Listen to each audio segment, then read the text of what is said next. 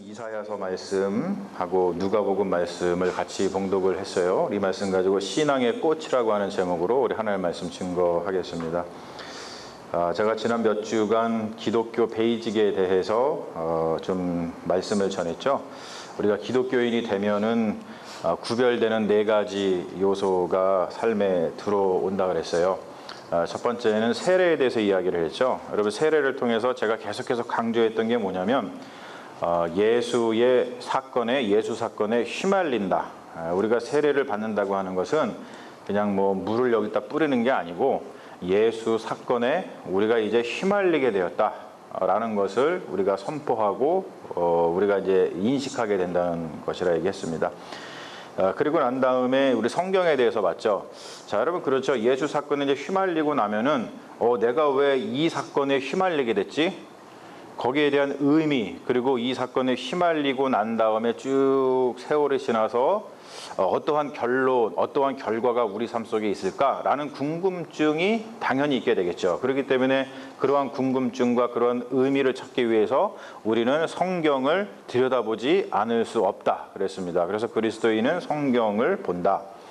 그리고 세 번째는 성찬례, 성만찬에 대해서 이야기를 했죠. 성만찬이라고 하는 것은 즉 예수 사건을 휘말린 사람들은 어떠한 삶을 살게 되느냐, 환대를 한다. 환대를 받고 환대하고 그리고 감사하는 삶을 살게 된다. 그래서 환대와 감사의 향연을 누리는 인생을 살게 된다. 그런 이야기를 했습니다. 그리고 오늘은 이제 마지막으로다가 기도에 대한 이야기를 좀 해볼까 합니다. 우리는 예수 그리스도를 믿음으로 인해서 예수 사건에 휘말리게 됨으로 인해서 예수의 기도를 통해서 우리의 기도 또한 바뀌게 된다는 거예요. 이것이 우리의 기도를 바꾸는 것뿐만이 아니고 우리의 삶이 어떻게 바뀌게 되는지에 대해서 오늘 우리가 좀 설명을 해볼까 합니다. 지난주 한 주간 미국의 뉴스에서 이 한 가지 사건을 집중적으로 보도했죠. 미국 뉴스 좀 보세요. 계속 그냥 한국 뉴스만 보시나요? 우리가 미국에 사니까 미국 뉴스 좀 보시면 좋죠. 자, 어떠한 사건을 계속 일주일 동안 보도하던가요? 트럼프 말고? 그렇죠. 예, 아폴로, 예. 아폴로 11호의 달 착륙 사건을 한 주 동안 계속 보도를 했습니다. 50년 전 1969년 7월 20일 어제였죠. 인류 최초로 담 탈사에 성공을 했습니다. 이 말은 뭐냐면 1960년생은 50살이 되었다는 뜻입니다. 여기 1969년생들 계시죠? 자, 예, 벌써 이렇게 50살이 되셨어요. 뭐 저도 이제 얼마 남지 않았다는 그러한 아주 애처로운 소식입니다. 어르신들 죄송합니다. 예. 우리가 아폴로 11호를 통해서 달에 간 우주인이 3명이죠. 이 사람들 계속 보셨을 거예요. 주사님 넘겨봐 주실까요? 이분입니다. 누구인지 아세요? 예, 닐 암스트롱, 그리고 마이클 콜린스, 그 다음에 버즈 알드린이라고 하는 분입니다. 왼쪽 이쪽에 계신 분이 닐 암스트롱이죠. 그리고 가운데 있는 분이 그 콜린스고, 이제 저쪽에 있는 분이 이제 버즈 알드린이라고 하는 분이에요. 자, 근데 우연케도 이 세 분이 다 1930년생이세요. 그러니까 벌써 뭐 살아계시면 89세인데 이 중에서 가장 유명한 분이 누구죠? 닐 암스트롱. 그런데 가장 유명한 닐 암스트롱은 돌아가셨고 나머지 두 분은 현재까지 생존해 계십니다. 89살이세요. 근데 우리가 잘 알려지지는 않았지만 달에 가가지고 이분들이 행한 것 중에 우리가 잘 모르는 게 있어요. 이게 뭐냐면 성경 구절을 읽었습니다. 성경 구절을 뭘 읽었냐면 2절을 읽었는데 하나는 요한복음 15장 5절 말씀이고 다른 하나는 시편 8편의 말씀입니다. 요한복음 15장 5절 말씀은 이거죠. 나는 포도나무요 너희는 가지라. 그가 내 안에 내가 그 안에 거하면 사람이 열매를 많이 맺나니 나를 떠나서는 너희가 아무것도 할 수 없음이라 라고 하는 말씀이에요. 그리고 시편 8편의 말씀은 이런 겁니다. 주의 손가락으로 만드신 주의 하늘과 주께서 베풀어 두신 달과 별들을 내가 보오니 사람이 무엇이기에 주께서 그를 생각하시며 인자가 무엇이기에 주께서 그를 돌보시나이까. 이런 말씀을 달에서 착륙해가지고 이 말씀을 읽었습니다. 사실은 이게 왜 이제 잘 잘 모르냐면 이게 TV로 중계되거나 그렇지 않았고요. 나중에 이 버즈 알드린이라고 하는 분이 아폴로 12로 달 탐사에 대해서 회고록을 썼는데 나중에 세상에 알려지게 되었습니다. 특별히 이제 알드린이라고 하는 이 버즈 알드린 이분이 달 착륙 후에 휴스턴의 이제 지시를 기다리는 동안 이분이 뭘 준비해 갔냐면은 성만찬을 준비해 갔어요. 그래가지고 거기서 성만찬을 거행하면서 지금 읽은 두 성경 구절을 낭독을 했습니다. 이 알드린 이분은 나사가 휴스턴에 있잖아요. 그 근교에 있는 웹스터 프레스비테리안 처치 거기에 장로였습니다. 그래서 그 교회 가면은 그때 달에서 썼던 그 성만찬 기구가 아직도 있다 그러고 그거를 기념해서 그때마다 이렇게 특별한 예배를 드린다 그래요. 이분이 이제 이 달 탐사를 가기 전에 거기 이제 교회 목사님하고 의논을 해가지고 빵하고 포도주를 달에 가지고 간 거예요. 그리고 가가지고 혼자서 이제 닐 암스트롱이 이렇게 지켜보는 가운데 책임자거든요. 혼자서 이제 이 성찬식을 갖다 이렇게 거행을 했다는 것이죠. 여러분, 정말로 이렇게 중요한 순간에 이렇게 경건한 모습을 보일 수 있는 게 참으로 대단한 겁니다. 우리가 아폴로 11호에 대한 그 달 탐사 사건에 대한 그 사진을 볼 때에 그 달 표면에 이렇게 발자국 찍혀 있는 거 있죠? 그 발자국이 바로 이 알드린 이분의 발자국입니다. 이러한 경건한 신앙인이 있다는 것은 매우 고무적이죠. 물론 이분이 이 이후에 이제 어떻게 인생을 살았는지 제가 잘 모릅니다만 아무튼 그 순간, 정말로 역사적인 그 순간에 성만찬을 거행하고 하나님의 말씀을 읽으면서 우리가 하나님의 말씀 봤지만 이게 왜 그 말씀 두 개를 준비해 갔냐면 인간이 이렇게 과학적 발전을 이루어서 달 탐사를 했지만 그래도 너희가 내 안에 있지 않으면 아무것도 할 수 없다라고 하는 신앙의 고백이에요. 하나님 안에서 이 일을 우리가 이룬 것이다라고 하는 그런 신앙의 고백을 담아서 그렇게 성만찬을 거행하면서 이 말씀을 봉독을 했다는 것이죠. 여러분, 우리는 우리의 경건한 신앙을 어떻게 표현하면서 살아갑니까? 현재 과학기술의 꽃이 뭐예요?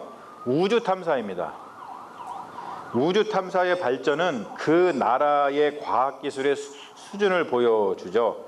냉전 시대의 우주 탐사를 통해서 미국과 소련이 과학기술의 우위를 서로 다투었습니다. 그리고 얼마 전에 최근에는 중국이 달 탐사를 성공을 했고 그리고 인도도 지금 달 탐사의 역량을 쏟아붓고 있죠. 미국은 현재 달을 넘어서서 저기 화성을 갖다가 탐사하려고 노력을 하고 있고 화성에 대한 많은 데이터를 보유하고 있고 이제 곧 달처럼 유인 우주선을 보내서 화성을 탐사할 계획이죠. 자, 이렇게 과학기술의 꽃이 우주 탐사인 것처럼 여러분, 신앙의 꽃은 무엇일까요? 우리 한마디로 이게 좀 뭐랄까 이게 떼창이 나왔으면 좋겠어요. 지금 여러분, 신앙의 꽃이 무엇일까요? 기도. 할렐루야. 신앙의 꽃은 기도입니다. 우주 탐사가 한 나라의 과학기술의 질적인 역량을 보여주듯이 기도는 한 사람의 신앙의 질적인 역량을 보여줍니다. 다른 말로 하자면 뭐냐면 우리 신앙의 여정이 세례로부터 시작이 된다 그랬어요. 세례로부터 시작된 이 신앙의 여정은 기도에 다다라서 비로소 꽃을 피우게 된다는 거예요. 한 나무가 아름다운 것은 꽃을 피우기 때문인데 우리가 기도라고 하는 꽃을 피우게 될 때에 그리스도교 신앙인은 비로소 아름다운 그리스도인이 된다는 것이죠. 기독교 역사와 신학을 통해서도 그 사실이 계속 증거되고 있는데 우리가 아는 그 기독교 신학의 대가들이 있어요.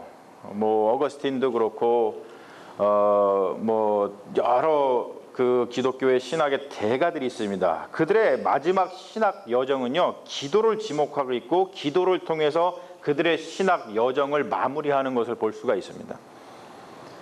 그래서 이런 얘기를 하죠. 무엇보다도 우리에게 필요한 것은 기도의 성숙이다라는 거예요. 무엇보다도 우리에게 필요한 것은 기도의 성숙이다. 왜냐하면 제가 적어왔는데 기도가 바로 이런 것이기 때문에 그렇습니다. 하나 넘겨봐 주세요. 기도는 뭐냐면 기도가 잘하는 것은 그리스도교적 인간성이 무르익는 것을 말하기 때문에 그렇습니다. 그리고 말이 조금 어려운가요? 기도가 자란다는 것은 그리스도교적 인간성이 무르익는 것을 말하기 때문에 기도가 우리에게 가장 필요한 우리의 요소라는 것이죠. 자, 여러분, 어떻게 보면은 기도는 그냥 모든 사람들이 하는 행위라고 볼 수 있어요. 뭐 예수를 특히 믿지 않아도 뭐 불교인도 그렇고 뭐 다른 종교인도 그렇고 뭐 무당도 그렇고 다 기도를 합니다. 물론 기도라고 하는 행위는 같지만 예수 사건에 휘말린 사람들의 기도는 다른 사람들이 하는 기도를 더 이상 하지 않습니다. 예수 사건에 휘말린 그리스도인은 예수의 기도가 자기 자신 안에서 일어나도록 한다는 거예요. 여러분, 이게 정말로 달라지는 것이죠. 다른 사람들 다 기도해요. 그런데 그들은 기도할 때 예수의 기도가 나의 안에서 나의 삶 속에서 일어나도록 기도하지 않습니다. 그냥 기도하죠. 하지만 우리는 예수 사건에 휘말렸기 때문에 이제 그리스도인으로서 그냥 기도하는 것이 아니라 예수의 기도, 오늘 우리가 성경 말씀을 통해서 배운 그 예수의 기도, 그 예수의 기도가 우리 안에서 일어나도록 우리 자신을 내어준다는 거예요. 여러분, 기도를 통해서 그래서 우리는 예수 그리스도와 일치를 이루어 가게 됩니다. 제자들이요, 오늘 말씀 보니까 예수님께 와가지고 기도를 가르쳐 달라 그랬어요. 여러분, 제자들이 기도하는 법을 몰라서 가르쳐 달라고 그랬을까요? 제자들 다 유대인입니다. 구약 성경을 보십시오. 오늘도 봐서 알지만 히스기야도 다 어려운 일이 있을 때 뭐 했어요? 기도했어요. 그들이 기도를 몰랐던 건 아닙니다. 그런데 그들이 와서 예수님께 기도를 가르쳐 달라라고 했던 것은 왜 그럴까? 바로 그들의 삶 속에서 예수 안에서 그들의 삶이 새롭게 거듭나고 있었기 때문에 그들의 기도 또한 그 안에서 새롭게 되지 않을 수 없기 때문에 주님께 기도를 가르쳐 달라 그런 거예요. 우리가 늘 외우는 이 주기도문, 주의 기도를 통해서 확인할 수 있듯이 여러분, 우리는 예수님을 통해서 우리는 전혀 다른 방식으로 기도를 할 수 있게 되었습니다. 자, 우리가 어떻게 예수의 기도 안에서 다른 방식으로 기도를 할 수 있게 되었는지를 알아보기 위해서 히스기야의 기도를 먼저 보죠. 이스라엘 역사에서 다윗 왕 이외에 히스기야 왕만큼 경건한 신앙인을 찾아보기 힘듭니다. 그의 기도가 얼마나 경건합니까? 오늘 우리가 봉독했죠. 그가 기도한 것은 다른 게 아니고 아수르가 이스라엘을 침공을 했는데 정말로 아수르의 침공 때문에 나라가 멸망하게 생겼어요. 정말로 백척간두 사이에 놓인 상황에 됐는데 그때에 다른 것을 하지 아니하고 옷을 찢고 베옷을 입고 성전으로 가서 하나님 앞에 기도를 간절하게 드렸습니다. 그런데 히스기야의 기도가 이렇게 시작을 합니다. 그룹 사이에 계신 이스라엘 하나님 만군의 여호와여, 주는 천하만국의 유일하신 하나님이시라. 주께서 천지를 만드셨나이다. 너무나도 경건합니다. 히스기야는 하나님에 대한 신앙 고백을 철저히 하는 것으로부터 시작을 하고 있어요. 하나님은 유일하신 하나님이시고 창조주 하나님이시라고 고백을 합니다. 왜 이렇게 고백을 하냐면 이 아수르의 왕이 와가지고 내가 다니는 곳마다 다 그 나라를 정복했는데 그 나라의 신이 그 나라를 지켜준 적이 없다. 니들이 섬기고 있는 여호와 하나님도 결국에는 내 손으로부터 지켜주지 못할 것이니 항복해라라고 하면서 하나님을 조롱했습니다. 그러니까 히스기야가 그렇지 않습니다. 하나님은 유일하신 하나님입니다.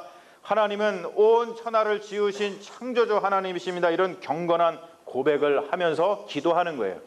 여러분, 우리도 하는 고백이죠.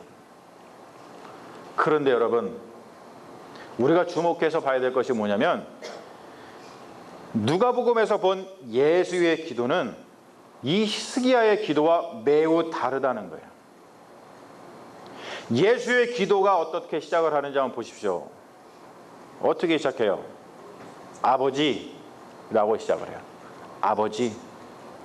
보이시죠? 예수께서 이르시되 너희는 기도할 때 이렇게 하라. 아버지여.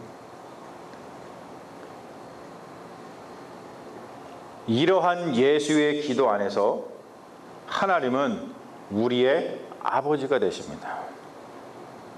여러분, 이거는 기도의 혁명이에요. 우리가 인식을 못해서 그렇지 하도 우리가 이제는 잘 알아가지고 하나님을 부를 때 아버지 아버지 하니까 거의 뭐 그냥 아버지를 무시하면서 기도를 해서 그렇지, 여러분 예수님의 기도 이전에 그 누구도 기도를 시작할 때에 하나님을 아버지라고 부르지 않았습니다. 구약 성경을 보십시오. 그 유명한 히스기야의 기도를 보세요. 아버지하고 시작합니까? 그렇지 않아요. 우리가 지금 살펴봤잖아요. 그러나 우리는 이제 예수의 기도 안에서 아버지에게 기도하는 하나님의 자녀가 되었다는 거예요. 할렐루야. 이거는 놀라운 겁니다. 기도의 혁명이에요. 여러분 표정을 보니까 그게 뭐 지금 그러고 계신데, 여러분들이 기도를 별로 심각하게 생각해 보지 않으셔서 그런 거예요. 기독교 신학의 교사들은 하나같이 기도에 대한 열망이 대단했습니다. 왜냐하면 그게 종착점이었으니까. 그 중에서 254년경에 박해를 받고 순교한 오리게네스라고 하는 교부가 있습니다. 오리진이라고 그러죠. 그분도 기도에 대한 책을 저술을 했는데, 기도에 관한 그분의 질문 가운데 하나가 이거였어요. 뭐였냐면, 보여주실까요, 집사님? 굉장히 재미있는 겁니다. 우리도 하는 거예요. 자, 뭐라 그러냐면, 우리가 구하려는 것이 무엇인지 하나님께서 아신다면 왜 번거롭게 기도해야 되는가? 여러분 그렇죠? 하나님께서 우리 다 아셔. 우리가 생각하는 거 다 아시고, 우리가 무슨 할 거 다 아시고, 심지어는 하나님께서 머리칼까지 다 세신 바 되었고, 그렇죠? 오늘 아침에 여러분들 드라이 하다가 머리 몇 개 빠졌을 거예요. 그런데 그것까지도 하나님은 다 아신다는 거예요. 놀라운 하나님이세요. 그게 굉장히 재미난 질문이죠. 우리도 하는 질문입니다. 우리가 신앙생활을 하면서 우리가 드는 이러한 질문들, 그런 생각들은 사실 거의 기독교 역사에서 다 사람들이 다 던졌던 질문입니다. 그리고 그거에 대한 대답도 사실은 다 있어요. 그런 것들을 찾아가는 것들이 사실 공부죠. 여러분 그렇다면 오리게네스가 거기에 대해서 무엇라고 대답을 했을까? 답을 적어온 것 같아요. 뭐라고 했냐면, 하나님께서는 우리가 말하고 행동하려는 것이 무엇인지 당연히 아시지만, 우리가 그리하기로 결심한 것을 통해서, 이게 중요합니다. 통해서 당신의 목적을 이루시기로 작정하셨습니다.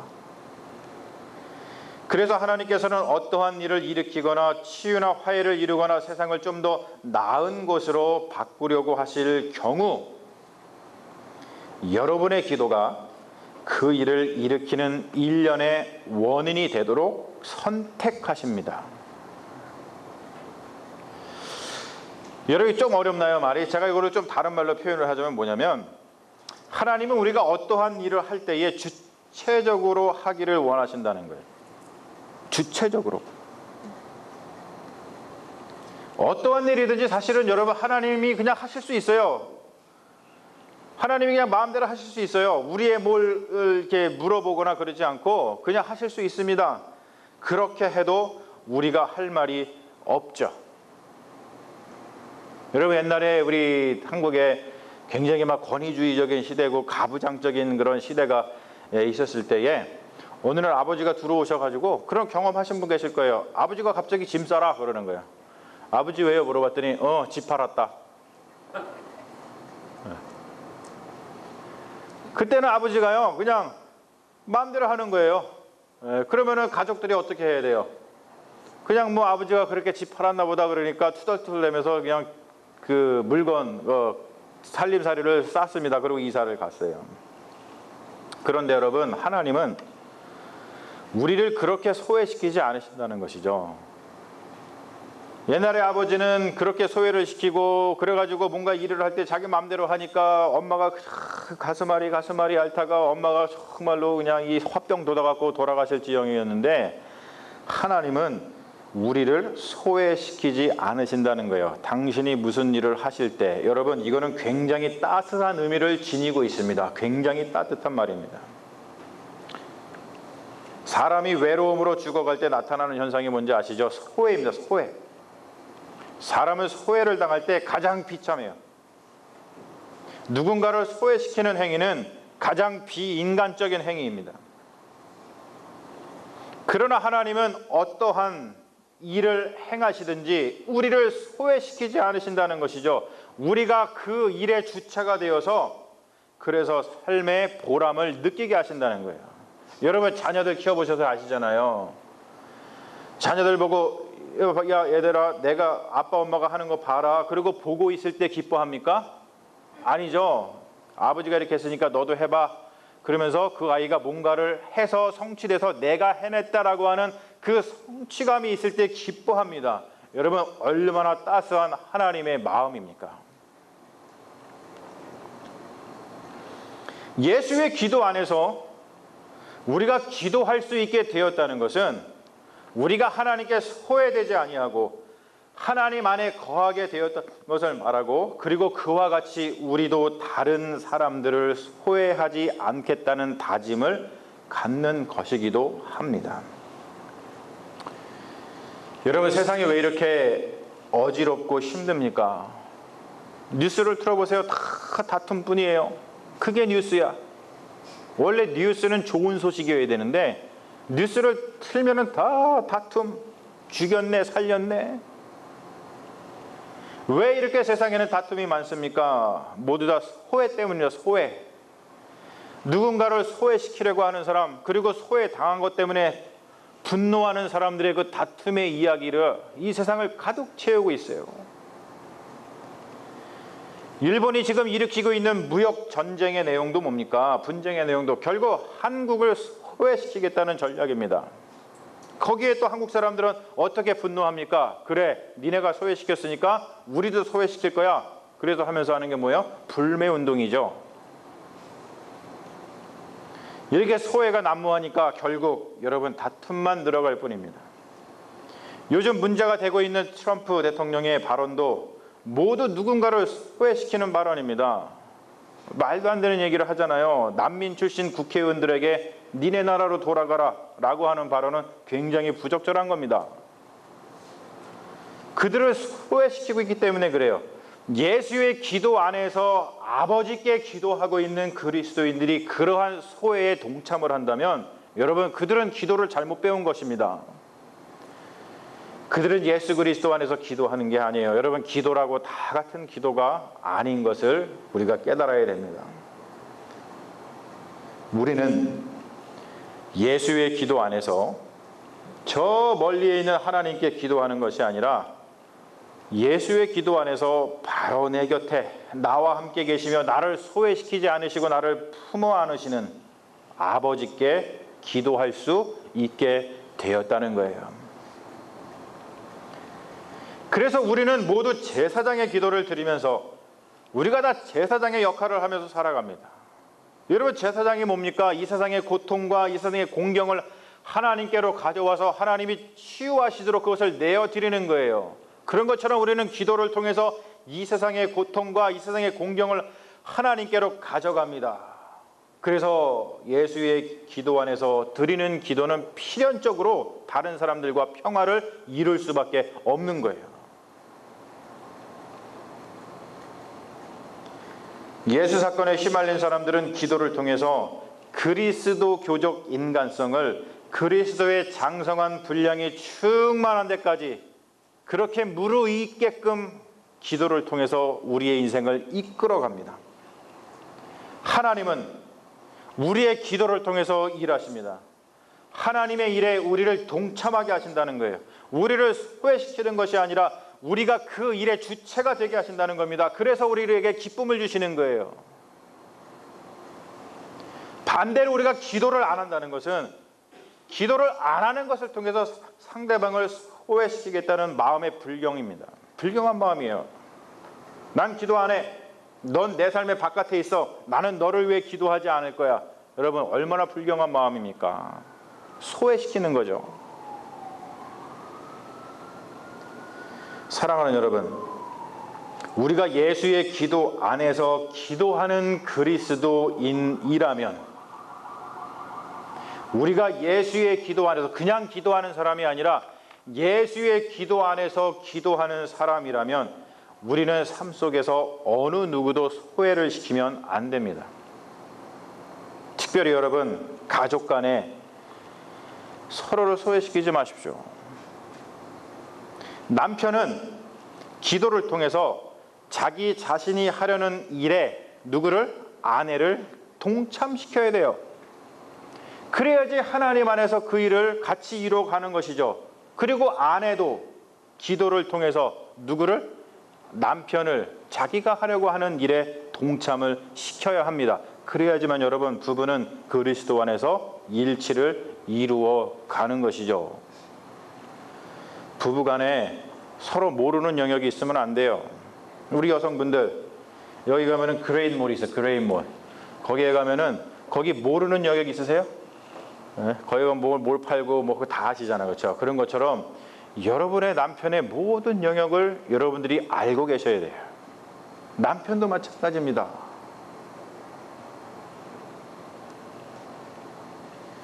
그리고 또한 교회 공동체에서 기도 제목을 우리가 계속해서 나누는 이유는 뭐냐면 어떠한 일이 잘 이루어지기 위한 주술이 아닙니다. 우리가 교회에서 자꾸 기도 제목을 나누는 이유는 뭐냐면 어느 누구도 하나님의 일에서 소외시키지 않기 위해서 그래요. 그리고 그 일에 주체로 초청하기 위해서 그렇습니다. 구경꾼이 아니라 하나님의 일을 기도를 통해서 내가 이루는 것이죠. 얼마나 큰 기쁨입니까? 여러분, 교회 일은 성령님이 하시죠. 이것은 우리가 다 믿는 바입니다. 그런데 성령은 우리의 기도를 통해서 일하신다는 거예요. 우리가 기도하는 이유는 그 일이 남의 일이 아니라 바로 우리 자신의 일이고 우리에게 기쁨이 되기 위해서 그렇습니다. 사랑하는 여러분, 신앙의 꽃은 뭐라고요? 기도입니다. 우리의 기도는 그냥 여느 사람들이 하는 기도와 다릅니다. 우리의 기도는 예수의 기도 안에서 하는 기도입니다. 바로 그 기도가 활짝 필 때 그리스도인은 가장 아름답다는 거예요. 예수 사건에 시말린 사람들은 기도를 향하지 않을 수 없습니다. 예수의 기도 안에서 우리의 존재가 완전히 달라지기 때문입니다. 우리는 기도 안에서만이 그리스도의 장성한 분량이 충만한 데까지 이룰 수 있기 때문입니다. 여러분, 그러므로 우리가 신앙의 꽃을 활짝 피워내는 그러한 아름다운 주님의 자녀가 되기를 간절히 소망합니다. 아멘. 우리 같이 기도하겠습니다. 주님, 기도는 신앙의 꽃입니다. 우리는 그 꽃을 얼마나 아름답게 그리고 얼마나 활짝 피우면서 살아가고 있습니까? 꽃나무가 꽃을 피워야 그 아름다움의 절정에 이르는 것처럼 그리스도인은 신앙의 꽃인 기도를 통하여 그리스도의 장성한 분량에 이르는 아름다운 사람이 될 수 있음을 고백합니다. 예수께서 가르쳐 주신 기도를 통하여 우리는 예수 안에서 새로운 방식으로 기도하게 되었습니다. 신앙의 선조들이 기도 안에서 예수와 하나 되어 주님께 이르렀던 것처럼 우리도 기도를 통하여 주님께 다다르게 하시고 주님께서 우리 안에서 일하시도록 우리 자신을 겸손하게 내어놓는 성숙한 사람, 경건한 신앙인이 되게 하옵소서. 우리를 구원하신 우리 주 예수 그리스도의 이름으로 기도합니다. 아멘. 할렐루야.